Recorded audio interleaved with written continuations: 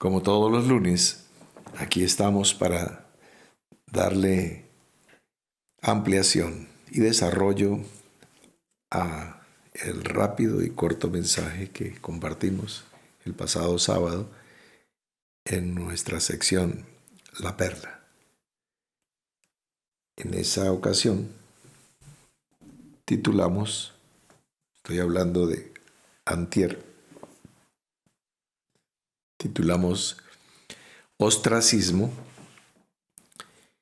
el término con el que se designó esa ley mediante la cual se podía juzgar y condenar a personas que manifestaran pensamientos, ideas, actitudes, así se comportaran y así enseñaran a otros. La promulgación y la difusión de ideas que se consideraran nocivas o peligrosas para el Estado. Entonces, las personas que estaban hablando abiertamente, como lo están ustedes escuchando justamente en este momento, de mí mismo, es que hablaban abiertamente y su pensamiento difiriera del pensamiento oficial, entonces se exponían a ser juzgadas y a sufrir como castigo la marginación social, el aislamiento, la exclusión, pero la pena capital allí era el destierro. Ser separado de la comunión con los conciudadanos de la polis griega. Esta era, digamos,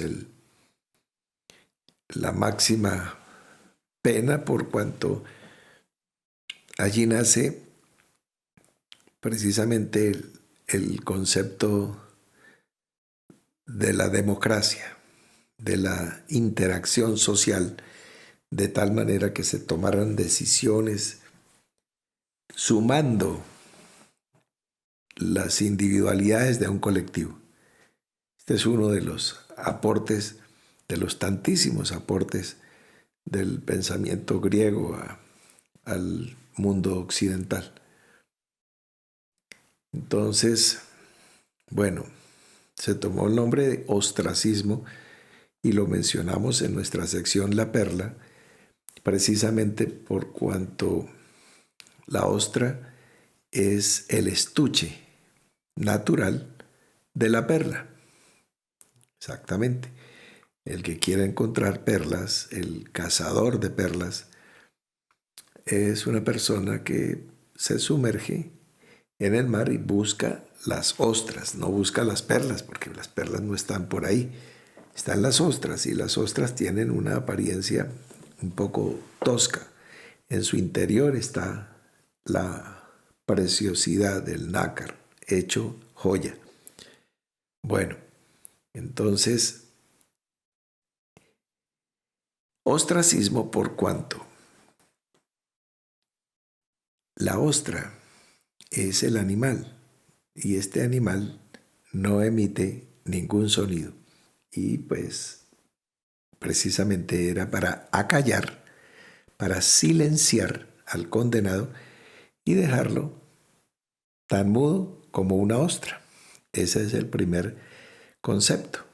Y el segundo, que justamente las balotas del conteo de votación fueron ostras y no tenían el nombre del condenado, sencillamente a favor o en contra. Entonces, ostras de coloración clara u oscura. Y se reunían los magistrados, denominados los arcontes, un nombre que tomaron los griegos también precisamente de gobernantes celestiales, seres celestiales, lo que el apóstol Pablo llama gobernaciones o potestades, que eran enviados desde el mundo superior para orientar o cuidar o juzgar algo en el mundo, en el plano terrenal. Estos eran los arcontes de ahí. Bueno, eso está salpicado y embadurnado de mitología, de gnosticismo, de muchas capas de barniz que nos dificultan conocer el color original del concepto, pero no lo imposibilitan, dije, lo dificultan. De todas maneras, no estamos estudiando hoy los arcontes, sino la temática fundamental que tratamos en nuestra sección La Perla. Entonces, bueno, un personaje llamado Clístenes, que era uno de ellos, los arcontes los elegían inicialmente de manera democrática por periodos de 10 años. Eran como los jueces de Israel, digamos, pero organizados y tenían junta y tenían sesiones y tenían votaciones. Eran como el Congreso. Entonces, en una obra de Aristóteles titulada La Constitución de Atenas, él registró el caso de que fue este personaje, Clístenes, quien propuso, creó e implantó durante su tiempo de magistratura esta ley en la cual estamos haciendo referencia. Entonces, tomaba el nombre de ostra por el silencio del condenado y precisamente por votar con ostras. Después, yo ahí lo mencioné, en un barrio de Atenas donde, ustedes saben, la sociedad ateniense estaba organizada por los militares, los religiosos, los pensadores o filósofos, los distintos artesanos que trabajaban el hierro, el cuero, la cerámica, este es el que nos vamos a referir, vivían juntos. Entonces, el gremio de los alfareros vivía en un barrio y ese barrio tenía en la parte posterior una colina en donde no pasaba el camión de la basura martes y jueves, ni nada de eso. La basura que desechaban los trabajadores de la alfarería, que trabajaban el barro, tenían allí sus hornos y hacían tazas, ánforas, jarras, platos, pocillos. Bueno, se trabajaba el barro. También lo trabajaban en aleaciones metálicas en otros barrios, etc. Y entonces, cuando una pieza de barro salía fallida, no cocinó bien en el horno, lo que fuera, las arrojaban a los pies o a la base de esa colina que tomó el nombre del Monte Cerámico. Y entonces allí el que quisiera un pedazo de tiesto, pues ahí había. Eso era un basurero de pedazos de barro cocido. Y entonces, pues si tú tomas un pedazo de pocillo, pues se parece a una de las partes de las conchas de una ostra, así con su ondulación, etc. Entonces, ahí, esa fue posterior, los tribunos, los jueces, los magistrados, los arcontes tomaban un pedazo de barro cocido y escribían allí el nombre del acusado. Bueno, esta es, en términos generales, un poco la cosa histórica, la cosa cultural. Hasta allí pues no estamos haciendo mayor aporte, mm, si no fuera por un detalle. He asociado, esto ya es a título personal, la palabra perla, si tú la escribes allí te darás cuenta, con la P, la E, la R, la L y la A, que tiene, esto es un ejercicio que practicamos bastante en hebreo, con las mismas letras, tiene la palabra lepra, lepra, perla. Bien, ¿y qué tiene que ver? Bueno, pues precisamente que en el caso, ahora que mencioné el idioma hebreo, que en el caso de Israel, de acuerdo a la ley, la persona que presentara la sintomatología de la lepra se le excluía, se le aislaba, se le marginaba de la misma manera que eran condenados los juzgados por la ley del ostracismo. Se les sacaba del campamento, se les sacaba de la convivencia con la polis, en este caso con el campamento de Israel, si era en el desierto, o con los habitantes de la ciudad en donde se presentara el caso de la presencia de la lepra. Entonces, hay una similitud en el vocablo, perla, lepra, hay una similitud en el aislamiento de la persona que la tuviera.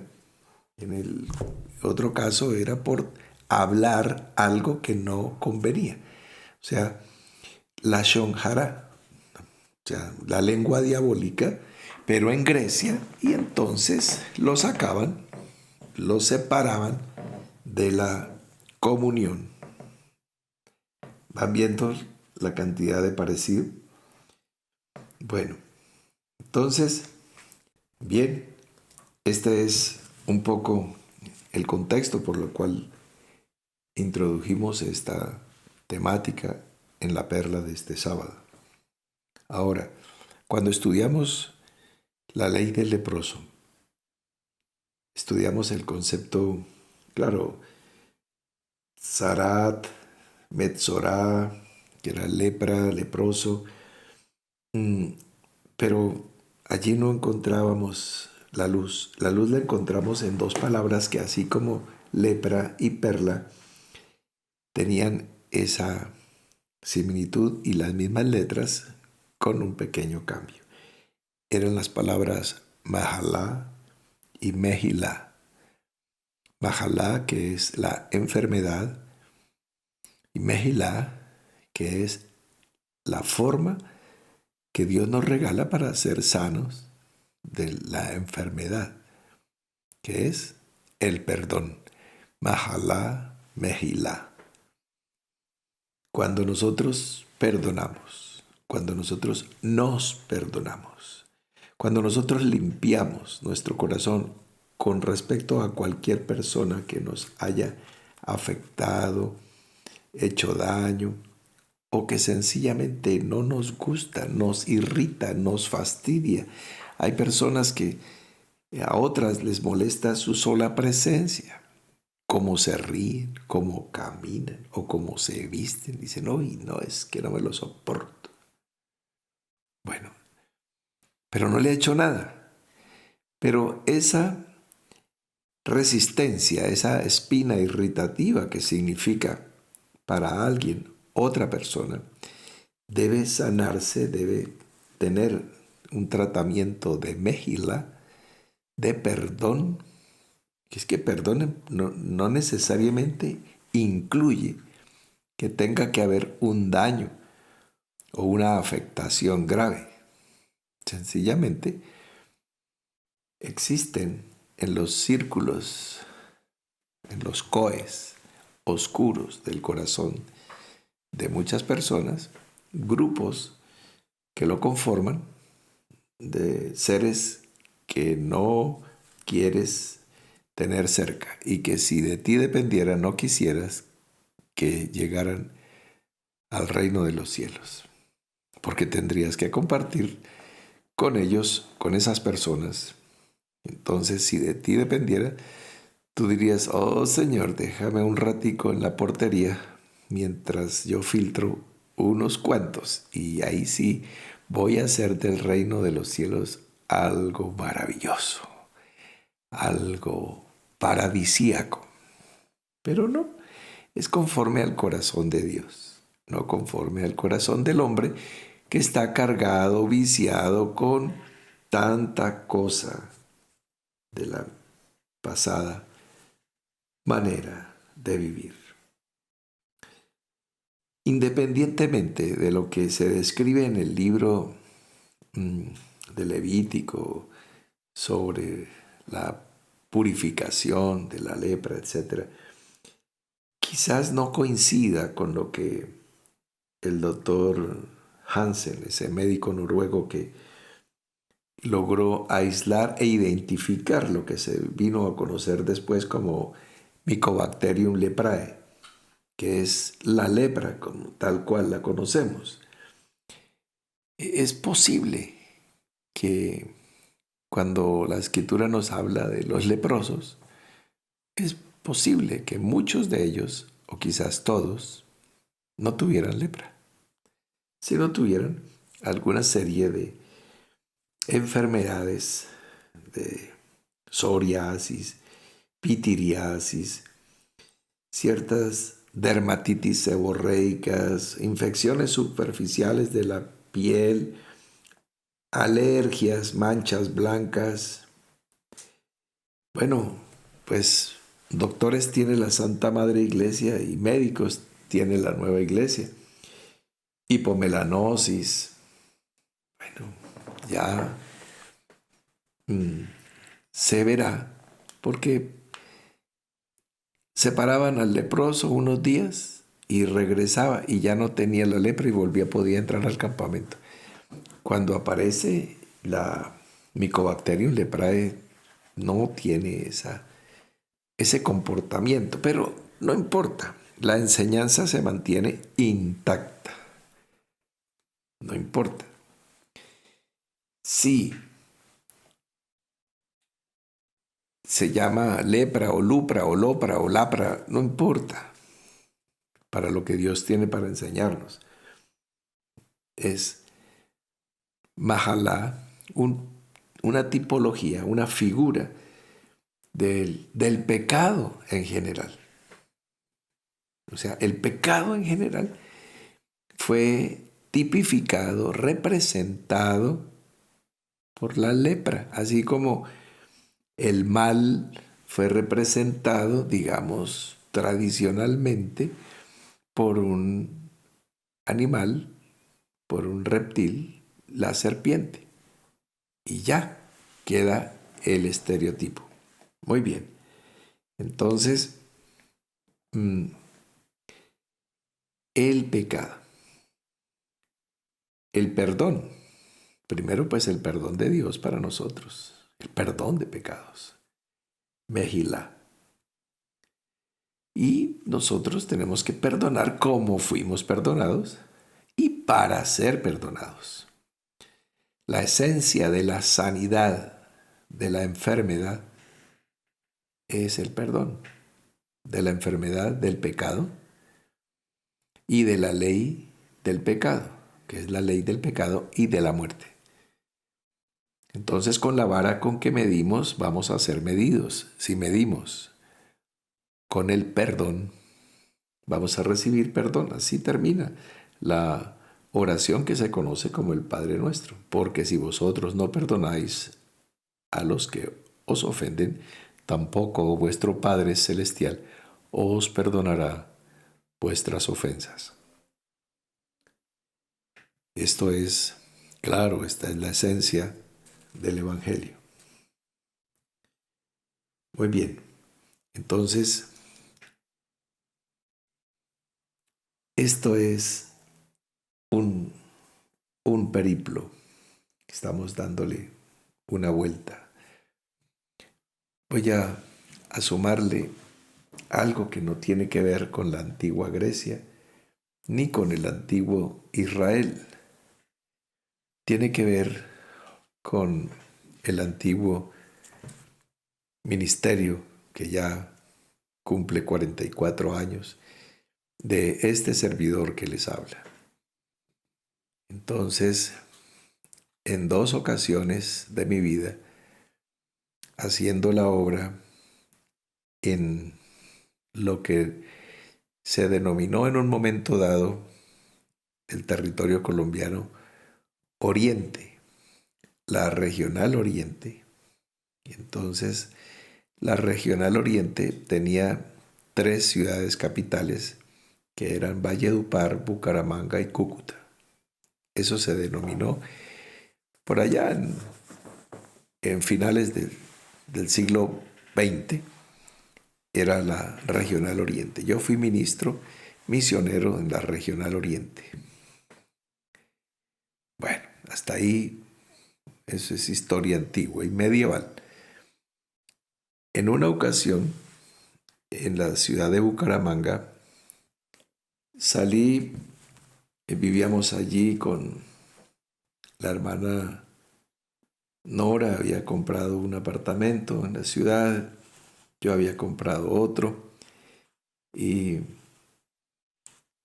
vivíamos con el hermano Eric en esa hermosa ciudad que se le denomina actualmente Ciudad Bonita. En aquel tiempo no se llamaba así, se llamaba la Ciudad de los Parques, porque había muchos parques. Abajito de la carrera 28 había una especie de parquecito de zona verde donde al, al caer la tarde un joven emprendedor con su esposa colocaban una casetica con sillas y mesas y vendían ceviche de camarón y ostras y estas cositas, esa coctelería de mar. Entonces era relativamente cercano a donde vivíamos con el hermano Eric y en muchas ocasiones, a- al final de la tarde, cuando ya está oscureciendo y está el frescor del, del comienzo de la noche en Bucaramanga, pasábamos por allí. Recuerdo que el vendedor era tocayo mío y entonces ya éramos clientes y yo lo saludaba, hola tocayo, hola tocayito, ¿qué desea? Y entonces, pues bueno, me, me gustaba cómo preparaba el cóctel de ostras y las consumía y era un cliente habitual. Comíamos. Emanuel prefería como ceviche de camarones, otra cosa. Yo me iba con las ostricas y en una ocasión mmm, estaba yo ahí comiendo creo que con galletas de sal, esas sodas saltinas que brindan ese complemento. Cuando estoy comiendo, cuando de pronto ¡pac! Muerdo y se me conmociona el cerebro, la cabeza. Y digo, uy, Dios, que casi se me parte un diente, una muela. Bueno, el resumen de la historia es que había allí una hermosa perla envuelta entre la carne de la ostra. Eso ya de suyo pues es un milagro porque ya ha pasado por muchos pescadores y gente que precisamente eso es lo que busca. Entonces uno va a comprar un cóctel de ostras que le vale 50 centavos y está recibiendo una perla que le vale 100 pesos. ¿Ves? Es absurdo que lo hubieran dejado allí. Pero bueno, mm, me pareció un regalo del cielo y la guardé como un especial tesoro. Y pasados unos meses, mm, viajamos, lo hacíamos con frecuencia, Bucaramanga, Cúcuta, porque era un parte fundamental del desarrollo de la obra en el oriente. Y viajamos a la ciudad de Cúcuta y allí había un hotel que se llamaba Hotel Bolívar, que tenía en la parte de atrás como una especie de centro comercial. Y allí había una, una plazoletica con mesas y también había una especie de cevichería que tenía toda clase de cócteles de mar. Y como 2 o 3 meses después del suceso de Bucaramanga, pedí un cóctel de ostras en Cúcuta y se repitió la historia. Otra vez casi se me parte un diente y busco con la lengua y saco otra perla. Esto demasiado, demasiado para ser casual. Es posible que tú te hayas comido 1000 cócteles en tu vida y es posible que nunca te haya salido una. Y si te ha salido una, no te van a salir dos. O sea, es muy extraño. Y no estoy hablando que tú vivieras en, en Perú, por ejemplo, que tiene esa industria pesquera tan extraordinaria, con el Océano Pacífico lleno de riquezas. No, estamos hablando de Bucaramanga y Cúcuta, dos ciudades del interior. No estamos hablando de que estaba con mi amigo Byron comiéndome unas ostras en Cartagena, no, en Cúcuta. Sí, allá, no, allá hubo mar, pero hace millones de años. Sí, y bueno, conclusión. Yo escribí un artículo que se tituló La Perla de Oriente, narrando un poco este testimonio en la revista Palabra. Entonces, bueno, todas estas anécdotas me llevaron a compendiar que coloquialmente se usa el término la perla para decir algo interesante, como un tip, como algo valioso. Mira, te tengo una perla, o sea, como algo clave. Y pues estamos compartiendo cosas de ese calibre, cosas claves. Y pues delante de 2 o 3 testigos conste todo asunto. Dios me confirmó entonces la palabra perla por medio de esos 2 sucesos que estando yo haciendo la obra, porque es que no era que estuviera por ahí haciendo cualquier cosa, sino haciendo la obra en Bucaramanga y haciendo la obra en Cúcuta, Dios me diera una perla en Bucaramanga donde murió mi padre, donde yo estaba con mi padre y ahí él murió, y en Cúcuta, en donde yo estaba cuando murió mi madre. No, pues no es nada casual. Muy bien. Entonces, eso les cuento y bueno, muchas más cosas podría narrarles. No te asustes por la lepra. Es como asustarte con la enfermedad. Majalá. Pero con el perdón, mejilá, desaparece la enfermedad. Es ordenar las letras. Ordenas la lepra y se convierte en perla. ¿Ves? En ti está la solución y cómo cambiar la Lashon Hara a Lashon HaKodesh. Una lengua de bendición, una lengua que produce perlas, perlas, perlas, riqueza. Esas perlas le van a servir a otros para entrar como puertas, para entrar en el reino. Mira, mira el sentido que tiene lo que estamos hablando. Ya te lo expliqué. Bueno, entonces nos vemos esta noche en nuestra asamblea nocturna.